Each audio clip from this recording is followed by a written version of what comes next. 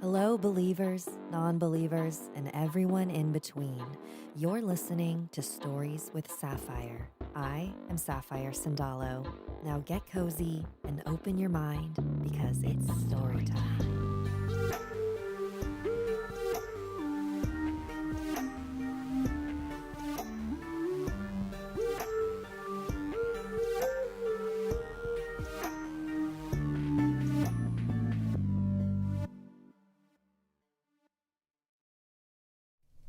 Hello, everyone. Happy Wednesday, and welcome to Stories with Sapphire Live. I'm Sapphire Sandalo. This is the live stream that I do every Wednesday at 5:30 Pacific Standard Time.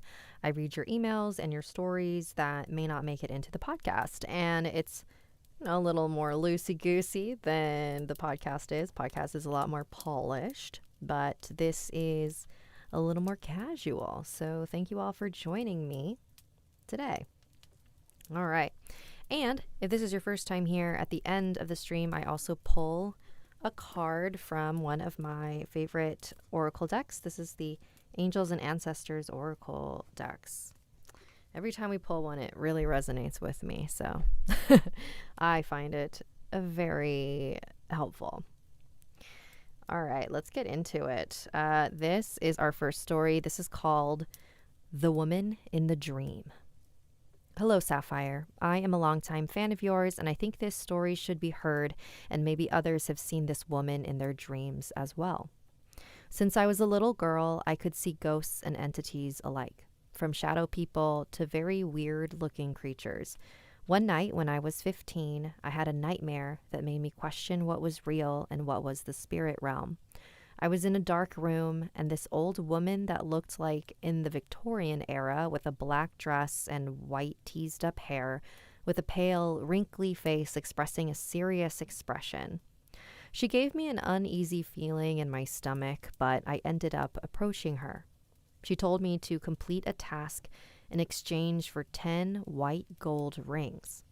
I don't remember what the task was, but I returned it successfully.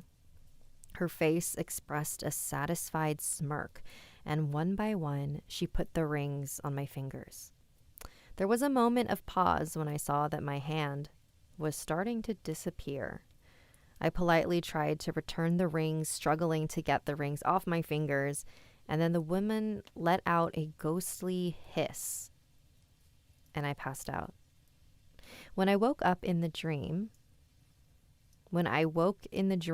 the last thing I saw was me sitting next to the woman in a portrait Victorian painting.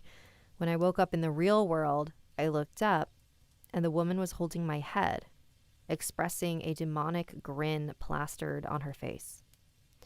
I'm 21 today, and after that encounter, I haven't been able to peacefully sleep due to occasional severe nightmares of people being brutally murdered. Only a few people know. My family just said it's me seeing things that are ridiculous, but I always feel like this woman that I never got her name is watching my every move. Thank you so much for reading this experience of mine. Best regards, Jaina. Oh no, Jaina. Woman in your dreams. So let's see here. It's very classic ghost, right? Black Victorian dress with the teased hair. What I like to tell people is that if your intuition is telling you that it's something, it usually is right. Sometimes we can be wrong, but I think that it is worth exploring. There was a period of time where I was having just really dark dreams, and it just didn't make any sense because it's not like I was particularly stressed or there was anything traumatic that recently happened. I was just having these dreams where people were killing themselves. And this is actually when I was out of town on a shoot. So I thought maybe I was picking up on somebody's story, like somebody was telling me how they passed. I don't know. It's wild. But my point is, I don't think it's a coincidence. I don't think it's just a dream. So, Jaina, I hope you get answers. Thank you for submitting your story. Okay, who's next? We have... This one's called... All right, this one's just my paranormal stories. Hello, my name is Toby, and these are my stories. All right, story 1, The Pool. When I was 10 or 11, I used to go to a public pool during the summer with my friend. The pool was open from 1 to 3:30. It was an indoor pool. I thought that day was just going to be any other normal day there. Well, I was completely wrong. It was my turn on the diving board, and keep in mind, the staff always makes sure that no one else is in the deep side of the pool when someone is jumping from the diving board. The only time there was someone in the water was when the person was just getting out by climbing out the ladder all the way on the other side. Well, I jumped from the high ladder and began to swim to the ladder. It was normal until the moment I grabbed the ladder to climb out. When I grabbed the ladder, I felt someone or something grab onto my ankle. Scared, I looked down and saw no one there. It then began to tug me down little by little. I panicked and began to kick and thrust until I felt whatever had let me go. By this point, I was close to passing out, but I managed to reach the surface before it happened. I got out and sat down. No one else saw what happened. But after some time, I brushed it off and went back to swimming with the other kids. Since then, I haven't gone back to that pool since. Ooh, that's weird. I don't know how to swim. Did you guys know that? So I actually am also always just terrified about pools. Maybe this is the year I will learn. My sister just got a pool and she's telling me that she's going to teach me, but I'm like, look, you're fighting 34 years of being terrified in the water, so good luck. All right, we've got another story this is still from Toby. This is story number 2. This is called Empty Street. When I was 10, my mom and I didn't have a car at the time, so we walked or took any form of public transportation, bus, train, etc. And our apartment was right across the bus we needed to take. It was early in the morning when we left, so no one else was out walking at the time. The street we were about to cross was one of those really long ones, long enough where the timer was 20 seconds. When the light was red and we were about halfway across, a red car zoomed past me and my mom. Thankfully, my mom had this instinct where she would put her arm in front of me to prevent me from going any further. But it wasn't her mother instinct that saved me. When the car zoomed past us, I felt someone or something grab the back of my shirt and tug me back just hard enough to make me not go any further. When I turned to look behind me to see who it was that had just saved me, I saw no one there. I brushed it off and just continued to follow my mom to the bus stop. Thank you for taking your time to read my stories. I hope you have a good day/night. Ooh. Toby, I love a guardian spirit story. Those are one of my favorite classes of ghost story, where people are just inexplicably saved by something. Because it always just makes me wonder, like, why are some people saved in certain moments and other people are not? Like, who is it? Why? And I just have so many questions, but it's always just really cool. And I've heard some really wild ones. Ones that just make like absolutely no sense. There's literally no rational explanation for it, but it's real, man. Guardian spirits are real. Here we go. This one. No, let's not do that one.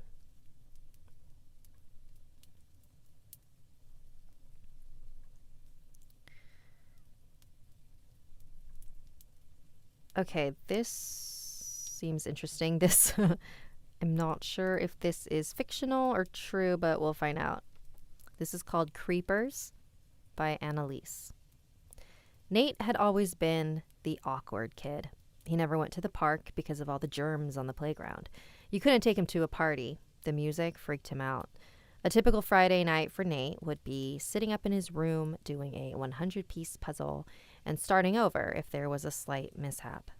Besides Nate's unusual habits, he also had many fears. One of them being bugs. Ladybugs, ants, spiders. He even stepped on a butterfly once. As it came every year, summer rolled around and the bug fest began. As hard as people tried to get him out of the house, he wouldn't budge. Barbecues? No. Pool? Absolutely not. Amusement parks? Out of the question. Natey, I think that's everything. He folded the last bits of clothes into his suitcase. Oh, I said that wrong. Thank you for letting me stay with you, Aunt Celia. She chuckled. Yes, I know, because we will be far from all the bugs. They laughed in unison. Are you sure you don't mind being cooped up inside with me? I mean, I know I can't go out, but you can. You may miss out on a lot of fun. Aunt Celia had a skin condition in which she couldn't stay in the sun. Nate zipped up the last bag and flung it over his shoulder. Why would I want to be outside with the germs and bugs when I can stay inside with you and watch the home channel? Once again, laughing, they headed to the car and were on their way. Aunt Celia's house was next to a lake overlooking the mountains. It was cozy and quiet. That's why Nate loved it so much. The first day at the lake house was great. They watched TV, played board games, and trained Coco Bell, the cat, to catch treats in the air. Lights out, Nate. Aunt Celia turned off the light in Nate's room and shut the door slightly. Nate took a sigh of relief. This is the perfect way to spend summer vacation. After a while of sleeping soundly, Nate woke up to a creaking sound. He sat up, scanned the room, then shrugged it off.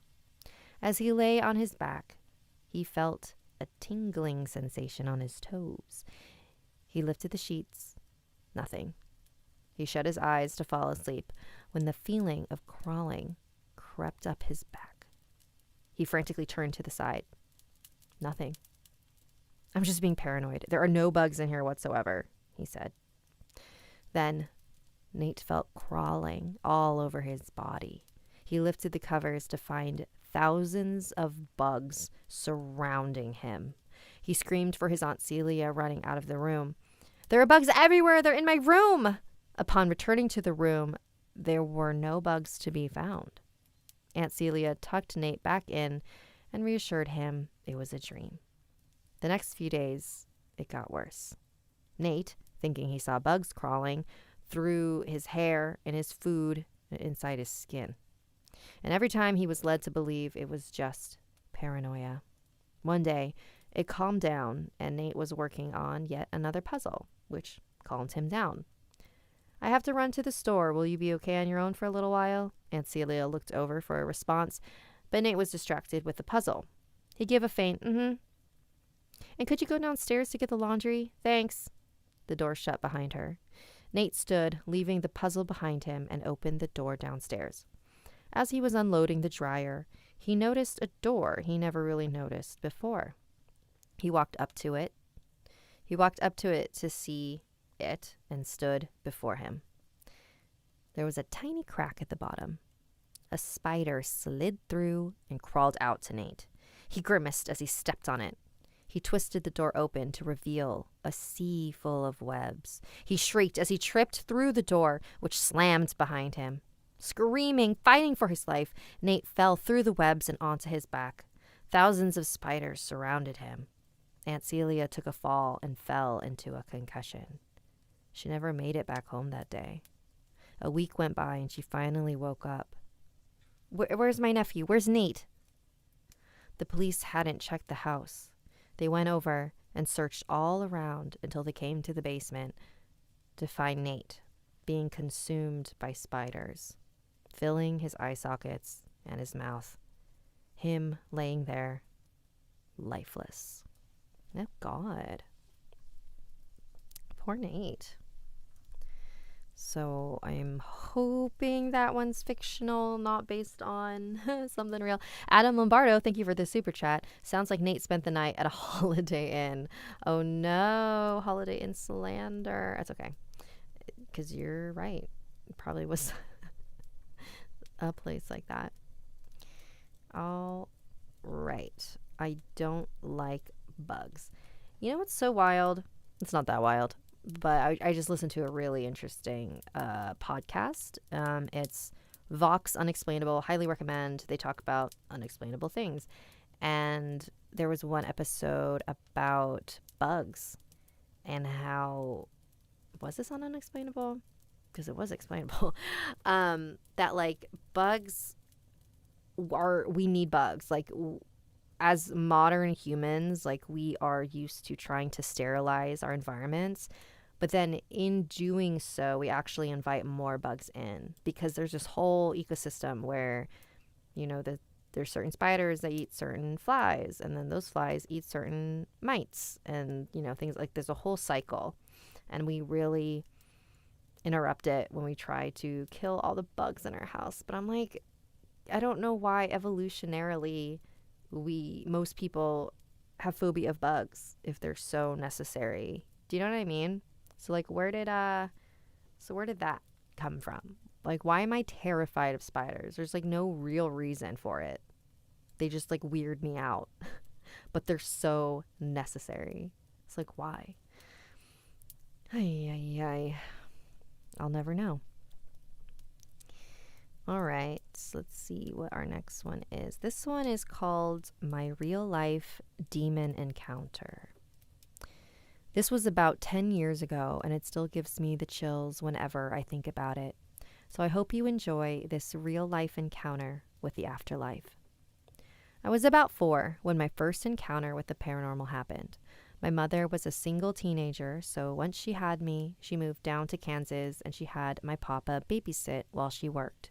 One of the nights she didn't work, she sat down in the living room and put on Paranormal Activity.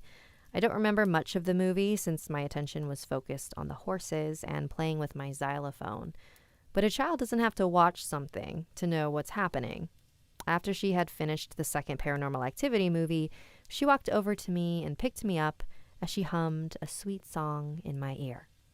Once we got to the bedroom, she tucked me into my bed and kissed me goodnight, then left to finish her marathon. I laid in my bed for about half an hour before I felt as if I was being watched. And not in a good way. I slowly lifted my head up from my embroidered pillow and saw something. A figure of a man hunched over the foot of my bed, staring at me. He was much taller than anyone I had ever seen, even taller than my papa. I just sat there, holding my blanket close to my chest. He wore a tall top hat and some sort of suit. But what creeped me out the most was his wide smile. I had always been taught that smiles were a warm and welcoming thing. But the only thing I felt when looking at his was a cold sweat and fear. I shoot up out of bed, crying out of fear, and ran into my mother's arms. She gently picked me up and took me to the dining room table. "Why are you still up?" she asked me as she sat me down in her lap and wiped tears off my face. "The man, he keeps staring at me," I told her as a few quiet hicks come from my throat. My mother's eyes widened as she heard me explain to her what the man looked like. My mom was raised in church and immediately knew what I was explaining. She sighed and took me off her lap as she walked towards the living room. She turned off the TV and then grabbed the Bible from off the side table. "You can sleep in my room tonight," she told me as she came over and hugged me. I nodded, and we both headed to her room. Once we got in there, she put me on the bed and then began to read her Bible. I didn't know anything at the time when this happened, but now that I'm older, I'm glad my mother believed me about what I had seen. And I'm also glad that I never experienced it ever again. Ooh, that's really creepy. Thank you, Caitlin, for sharing that. That sounds really horrifying. Oh, we have a super chat from Adam. Thank you, Adam. Spiders are 8-legged nightmare factories. They say that you're more likely to die from a vending machine than a spider. Yeah, when I open my shower curtain and there's a vending machine waiting to crush me, we'll talk. Yeah, and that's the thing. It's like, it's not, I don't think the spider is going to kill me unless it's, a poisonous one. Which, by the way, apparently, like, black widows also have a bad reputation, and they're not as poisonous as people think they are. Oh, Adam, thank you for the other super chat. No spider ever killed someone because they bought a Snickers from it and it wouldn't let it go.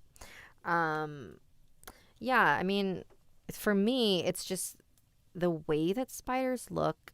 I just don't like it because I don't want it touching me. I just don't want it touching me. It just grosses me out. Ay, ay, ay.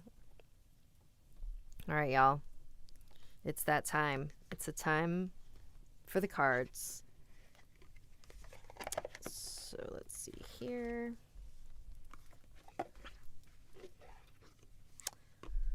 All right. 3 or 5, maybe. Okay. 5. Let's do 5.